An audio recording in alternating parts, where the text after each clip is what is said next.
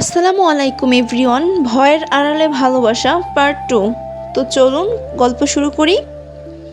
অনু কান্না করতে করতে ফ্লোর থেকে উঠে ওয়াশরুমে চলে যায়। ওয়াশরুমে আয়নার সামনে দাঁড়িয়ে শরীরে ওয়াহিদের দেওয়া ক্ষতগুলো দেখে ডুকরে কেঁদে ওঠে। অনু সমস্ত শরীরে জায়গায় জায়গায় লালচে দাগ হয়ে গেছে। শরীরে পানি স্পর্শ করলে জ্বালা দ্বিগুণ বেড়ে গেল। শাওয়ারের নিচে বসে অনবরত কান্না করতে থাকা মেয়েটা মাত্র 18 বছর বয়সে এমন পশুতম নির্যাতন হবে তা কল্পনারও বাহিরে। প্রায় 1 ঘন্টা হয়ে গেছে অনু ওয়াশরুম থেকে বের হচ্ছে না। ওয়াহিদ রুমে ঢুকে বিরক্ত হয়ে ওয়াশরুমের দরজার সামনে দাঁড়িয়ে অনুকে ডাকতে থাকে, এই মেয়ে, ওয়াশরুম থেকে বের হচ্ছ না কেন? কি সমস্যা? 2 মিনিটে যদি বের না হও তাহলে দরজা ভেঙে ভিতরে ঢুকবো। অনু ভয় পেয়ে আস্তে করে ওয়াশরুমের দরজা খুলে বের হয়। তারপর চুপচাপ ওয়াহিদের পাশে গিয়ে দাঁড়িয়ে থাকে। ওয়াহিদ অনুর দিকে তাকায়, চোখ বুলিয়ে নেয় পাকিস্তানি 3 পিস, গায়ে জড়ানো অনুর কোমর পর্যন্ত ভেজা চুল, পিঠে লেপ্টে আছে। অতিরিক্ত কান্নার ফলে চোখ মুখ লাল হয়ে আছে। অনু মাথা নিচু করে ফিকে ফিকে কান্না করেই যাচ্ছে। ওয়াহিদ কপাল কুঁচকে বলল, টেবিলে প্যাড রাখা আছে, যেটা ভালো লাগে পরে নিও বলে ঠাস করে ওয়াশরুমের দরজা বন্ধ করল। ওয়াহিদের এমন লাগাম ছাড়া কথায় অনু লজ্জায় পারলে মাটিতে ঢুকে পড়বে। পিরিয়ডের কথা ওয়াহিদ থেকে লুকানোর জন্য এতক্ষণ ওয়াশরুমে বসেছিল। অনু লজ্জায় কিছুতেই বের হতেই পারছিল না, কিন্তু বাধ্য হয়েই আসতে হলো। রুমের সামনে এগোতেই অনু চমকে যায়, দেখে বেডে রক্ত মাখানো চাদর পরিবর্তন করে নতুন চাদর বিছানো, টেবিলে বিভিন্ন কোয়ালিটির স্যানিটারি প্যাড। এসব দেখে অনু লজ্জার সাথে সাথে অবাকও হয়। মেয়েলি ব্যাপার, এভাবে পুরুষের সামনে চলে আসা যে কি লজ্জার বিষয়। নজরবন্দি করে রাখা হয় অনুকে, যেন সুযোগ পেলেই পাখি উড়ে যাবে। অনুর জন্য রুম থেকে বের হওয়া নিষেধ। অনু বিছানায় শুয়ে শুয়ে কান্না করছিল। অনু এতদিন জেনে এসেছে বিয়ে একটা পবিত্র বন্ধন, কিন্তু আজকে তার মনে হচ্ছে বিয়ে একটা অপবিত্র বন্ধন। যদি তা না হয় তাহলে স্বামী নামক এই নরপশু একটা অল্প বয়সী মেয়ের সাথে এমন আচরণ করতে পারে না। বিয়ে নিয়ে প্রতিটি মেয়েরই সূক্ষ্ম অনুভূতি থাকে, একরাশ অনুভূতি অনু ভিতরেও ছিল। বিয়ে নিয়ে নানান স্বপ্ন, সারা জীবনের স্বপ্ন দেখেছে। যার সাথে বিয়ে হবে তাকে অসম্ভব ভালোবাসবে অনু, কিন্তু এমন মানুষের সাথে বিয়ে হলো তার প্রতি অনুর ঘৃণা ছাড়া আর কিছুই আসছে না। একটু বেলা হতেই একজন ভদ্রমহিলা খাবারের ট্রে হাতে নিয়ে রুমে প্রবেশ করলো। অনুকে কান্না মিশ্রিত চোখে ওনার দিকে তাকায়। অল্প বয়সী মহিলা, ধবধবে সাদা চামড়ার মহিলা, তিনি শৈলে জামদানি শাড়ি জড়ানো, গা ভর্তি স্বর্ণের অলংকার। মহিলাটাকে দেখে অনুর মনে হচ্ছে কোনো জমিদার বাড়ির গৃহিণী। মহিলাটা অনুর পাশে এসে বসলো। অনুর চিবুকে হাত রেখে বলে উঠল, মাশাল্লাহ, মেয়ে তো দেখি মেঘের থেকেও সুন্দরী। মহিলা অনুকে তুলে বসায়, তারপর মিষ্টি করে বলে, উঠো, আমি তোমার একমাত্র নন্দিনী, আমার নাম অহি। অনু তখন বুঝতে পারে এটা অহিদের বড় বোন। অনু অহিদকে দেখে কান্না মিশ্রিত কণ্ঠে বলে ওঠে, আপু, আপনার ভাই আমাকে জোর করে বিয়ে করেছে। কিভাবে পশুর মতো অত্যাচার করেছে আমার উপর। আমার বাবা মার সাথে যোগাযোগ পর্যন্ত করতে দিচ্ছে না। প্লিজ আপু, আমাকে এখান থেকে পালাতে সাহায্য করুন। অনুর কথা শুনে ওহির খারাপ লাগলো। 2 হাতে অনুর চোখের পানি মুছে দিয়ে বলল, এমন কথা বলে না, এটা তোমার শ্বশুর বাড়ি। ওয়াহিদ তোমার স্বামী, যেভাবেই হোক বিয়েটা হয়েছে, এখন তো তোমার মানিয়ে নিতে হবে। আমি জানি তুমি অনেক ছোট, বিয়েটার মানে এখনো বুঝতে উঠতে পারছো না, কিন্তু আস্তে আস্তে সব ঠিক হয়ে যাবে। অনু ছল ছল চোখে ওহির দিকে তাকায়। অনু বুঝে যায় এখান থেকে পালানো এত সহজ না। ওহির অনুর ফ্যাকাশে মুখ দেখে মায়া হয়, তাই অনুকে বলে, ওঠো, তোমার তো শরীর খারাপ, খাবারগুলো খেয়ে ওষুধ খেয়ে নাও।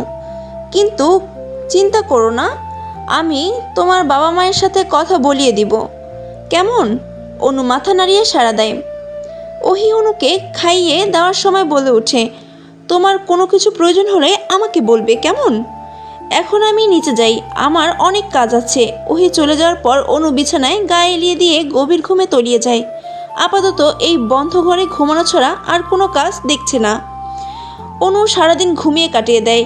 রাতের দিকে সার্ভেন্ট দিয়ে খাবার পাঠিয়ে দিল ওয়াহিদ। ভদ্রমের মতো খাবার খেয়ে বসে থাকে। দীর্ঘ সময় ঘুমানোর ফলে অনুর শরীর বেশ দুর্বল হয়ে যায়। তার শাওয়ার নিচে 3 পিস পরে নিয়ে ড্রেসিং টেবিলের সামনে বসে চুল আঁচড়াতে থাকে। ঠিক সেই সময় রুমে প্রবেশ করে ওয়াহিদ। ওয়াহিদকে দেখে অনুর হাত থেকে চিরুনিটা ফ্লোরে পড়ে যায়।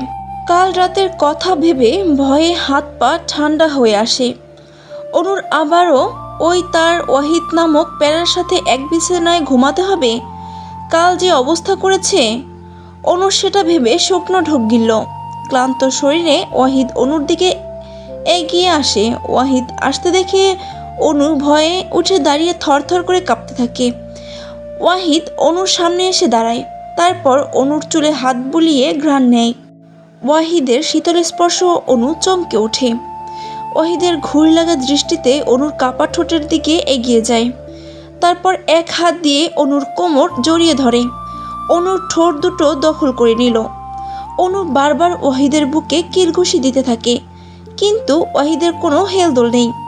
ওয়াহিদ প্রায় 10 মিনিট পর অনুর ঠোঁট ছিঁড়ে দিল। ছাড়া পেয়ে অনু হাঁপাতে লাগলো। ওয়াহিদ অনুকে ধরে কুলে তুলে নেয়। অনু নিজেকে ছাড়ানোর জন্য লাফালাফি করে। ওয়াহিদ অনুকে বিছানায় ফেলে দিয়ে তার উপর ঝাঁপিয়ে পড়ে। অনুর গলায় মুখ ডুবিয়ে দিল। অনু কান্না মিশ্রিত কণ্ঠে কাঁপা কাঁপা গলায় বলে ওঠে, আমার পিরিয়ড হয়েছে, ছেড়ে দিন প্লিজ। আজ 5 দিন হলো অনু ঘরবন্দি হয়ে আছে। তাকে ড্রয়িং রুম পর্যন্ত যেতে দেওয়া হয় না। মাঝে মধ্যে ওহি এসে অনুর সাথে গল্প করে যায়। এই বাড়িতে ওহি ছাড়া কোনো সদস্য আছে কিনা তা অনুর জানা নেই, কারণ অনুর রুমে একমাত্র ওহি ছাড়া অন্য কারো আসা যাওয়া অনুমতি নেই। আজ আকাশ প্রচণ্ড রকমের কালো মেঘ জমেছে। হালকা বাতাস বইছে, সাথে বিদ্যুৎও চমকাচ্ছে। অনু বেলকনিতে দাঁড়িয়ে ফোন দিয়াছে কিভাবে পালানো যায়। বাড়ির চারপাশে গার্ড মৌমাছির মতো ঘোরা বেড়াচ্ছে। এত কড়া গার্ডের চোখ ফাঁকি দিয়ে পালানো সব রাস্তা বন্ধ। অনু গার্ডদের দিকে তাকিয়ে বলে, যে করেই হোক এখান থেকে আমার পালাতেই হবে। এভাবে বন্দি হয়ে সে কিছুতেই থাকতে পারবে না। আজকে ঠিক পালানোর রাস্তা খুঁজে বের করবে। অনুর ভাবনার মাঝে হঠাৎ দরজা খুলে ওহি ভিতরে ঢুকে ওহিকে দেখে অনু মুচকি হাসলো। এই কয়দিনে ওহিকে ভালোই পটিয়ে ফেলেছে। ওহি এসে অনুকে বলল, কি করছো? অনু, তোমার কি কিছু লাগবে? আমার ভালো লাগছে না, পুরো দম বন্ধ হয়ে আসছে, নিঃশ্বাস নিতে কষ্ট হচ্ছে। আমাকে একটু বাহিরে নিয়ে যাবে আপু? আমি শুধু এই বাড়ি একটু ঘুরে দেখতে চাই। এভাবে ঘরবন্দি হয়ে কি থাকা যায় বলো? ওহি অনুর দিকে তাকিয়ে একটু হাসলো। বাহিরে যেতে চাও? অনু মাথা নাড়িয়ে হ্যাঁ জানালো। এই ঘরটা যেন আমার শ্বাস নিতে দেয় না। আপু একটু বেলকনিতে হাঁটতে গেলেও গার্ডরা তাকিয়ে থাকে, খুব অস্বস্তি লাগে। ওহি কিছুক্ষণ চুপ করে রইল। তার চোখে একরকম ভয় আর দ্বিধা, আবারও মায়াও হচ্ছে। অনু বুঝতে পারে ওহি আপুর হৃদয় ওয়াহিদের মতো পাথর নয়। ওহি খুব আদুরে আর মিষ্টি স্বভাবের মেয়ে। অনু নিচু সুরে বললে, ভয় পেও না আপু, আমি পালাবো না, শুধু একটু বাতাস নিতে চাই প্লিজ। ওহি দীর্ঘশ্বাস ফেলে জানালার দিকে তাকায়, তারপর দূর কণ্ঠে বলে, ঠিক আছে, আজ সন্ধ্যায় তোমায় বাড়ি ঘুরে দেখাবো, কিন্তু তুমি পালানোর চেষ্টা করবে না প্লিজ। ভাইয়া তাহলে সব কিছু ধ্বংস করে দিবে। অনুর মুখে এক চিলতে হাসি ফুটে ওঠে। সন্ধ্যা নামতেই চারপাশে নরম আলো জ্বলে উঠেছে। গার্ডরা তখনও ডিউটিতে আছে। ওহি অনুকে বাড়ির ভিতর ঘুরিয়ে বাহিরে নিয়ে এসেছে। অনু আবারও আবদার ধরে বাহিরে বাগান ঘুরে দেখবে। সে তাই বাধ্য হয়ে ওহি অনুকে এখান থেকে টেনে এনেছে। চারদিকে প্রচণ্ড বাতাস, বাতাসে হালকা ঠান্ডা বৃষ্টি হবে হবে ভাব। অনু ফুরফুরে বাতাস খুব গভীরভাবে নিঃশ্বাস নেয়। অনেক দিন পরে যেন বুক ভরে শ্বাস নিচ্ছে। ওহি একটু দূরে দাঁড়িয়ে কোনো কিছু একটা টাইপ করছিল। এই সুযোগে অনুর চোখ দ্রুত চারপাশে স্ক্যান করে দেখে গেটের সামনে অনেকগুলো দারোয়ান দাঁড়িয়ে। তাদের দেখে অনু কপাল কুঁচকে অনু মনে মনে বলে, এই কড়া সিকিউরিটি রেখে কী লাভ? দেখে মনে হচ্ছে কোনো মাফিয়া বাড়িতে আছি। ঢং যত সব বলে ভেংসে কাটে। অনুর চোখ যায় দেয়ালের পাশে একটা পুরনো দরজায়, হয়তো 4 ফিট গেট। অনুর ঠোঁটে একটুখানি আত্মবিশ্বাসী হাসি ফুটে। এদিকে রাফসান কতগুলো ফাইল দিতে ওয়াহিদের অফিসে প্রবেশ করে। বস, একটু পর মিটিং আছে, মিস্টার জয় খানকে কতক্ষণ বসিয়ে রাখবেন? এই যে সব ডিটেলস। রাফসান ফাইলগুলো টেবিলে রেখে নিজের কেবিনে চলে আসে। রাফসান ওয়াহিদের অ্যাসিস্ট্যান্ট। ওয়াহিদ ফাইলগুলোতে চোখ বুলিয়ে নেয়, কিন্তু মন তার অন্যদিকেই ঘুরপাক খাচ্ছে।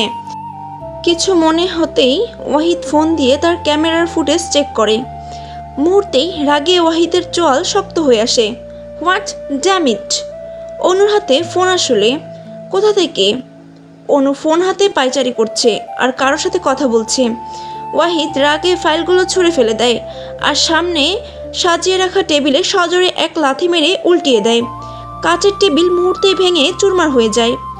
বিকট শব্দে অফিসের সব কর্মচারীরা কেঁপে ওঠে। যার যার জায়গা থেকে লুকাতে শুরু করে। কেউ চেয়ারে গুটি সুরে মেরে বসে আছে, তো কেউ ওয়াশরুমে কিছু দূরে, কেউ মনে মনে দোয়া দুরুদ পড়ছে। আজকে না জানি কার কি হয়। বস কার উপর এত ক্ষেপে আছেন? কারো আজকে খতম করে টাটা বাই বাই করে দেয়। ওয়াহিদ হন হন করে কেবিন থেকে বের হয়ে যাওয়ার সময় রাফসান বলে গেছে মিটিং ক্যান্সেল। মিস্টার জয় খান, যিনি ডিলটা নিয়ে এসেছিলেন, তিনি এতে রেগে যায়, কিন্তু মুখে প্রকাশ করলো না, কারণ ওয়াহিদ পাওয়ার সম্পর্কে সব ধারণা আছে তার। অনু মন খারাপ করে বসেছিল। যে ব্যাপারটা ওহির খুব খারাপ লাগে, তাই অনুকে সে নিজের ফোন দিয়েছে তার পরিবারের সাথে কথা বলার জন্য। অনু ওহির ফোন নিয়ে তার বাবার আফজাল খানের নাম্বারে কল করে। হ্যালো আব্বু, আমি অনু। আফজাল খান বলে, তুই ঠিক আছিস তো মা? তোর কিছু হয়নি তো? অনু বলে, হ্যাঁ আমি ঠিক আছি। আফজাল খান বলেন, তুই চিন্তা করিস না অনু, আমরা তোকে ঠিকই ওখান থেকে বের করব। আমরা অনেক চেষ্টা করছি তোকে ওখান থেকে বের করার জন্য, কিন্তু কোনো রাস্তা খুঁজে পাচ্ছি না। পুলিশও নিয়ে গিয়েছিলাম, কিন্তু কাজ হয়নি। অনু বলে, আব্বু এখন মন দিয়ে আমার কথাগুলো শোনো, আমার হাতে বেশি সময় নেই, যে কোনো মুহূর্তে ওয়াহিদ চলে আসবে। আমি এখান থেকে পালানোর রাস্তা খুঁজে পেয়েছি। এদের বাড়ির পিছনে একটা ছোট গেট আছে, আমি ওখান দিয়ে রাতে বের হব। তুমি শুধু গেটের বাইরে অপেক্ষা করবে, কেমন? আফজাল খান বলল, আচ্ছা মা, সাবধানে কাজ করিস, ওই জানোয়ারটা যেন বুঝতে না পারে। অনু বলে, আচ্ছা এখন রাখি, আব্বু উনি চলে আসবে। কথা শেষ হওয়ার আগেই কেউ ফোন ছুঁড়ে অনুর হাত থেকে ফোনটা নিয়ে নেয়। অনুর ভয় পেয়ে যায়। অনু বুঝতে পারে অনু ওয়াহিদের কাছে ধরা পড়ে গেছে। আচ্ছা, আপনাদের কাছে গল্পের এই পার্টটা কেমন লাগলো অবশ্যই আমাকে জানাবেন।